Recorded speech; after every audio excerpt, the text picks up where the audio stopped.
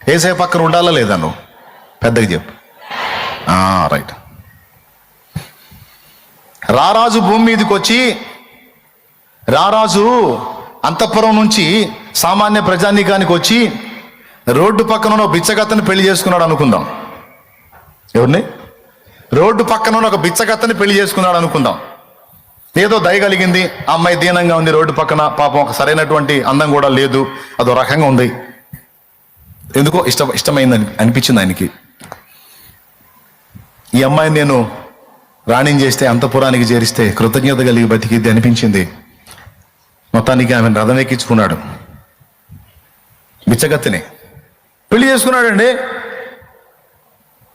ఇప్పుడు బిచ్చగత్తెని పెళ్లి చేసుకొని రథం ఎక్కించుకొని ఆమెను ఉన్నదన్నట్టు తీసుకెళ్ళి అంతఃపురంలో కూర్చోబెడతాడా, లేకపోతే ఏమన్నా మార్పులు చేసుకుంటాడా? పెద్దగా చెప్పాలి. దేవునికి స్తోత్రం కలుగును గాక.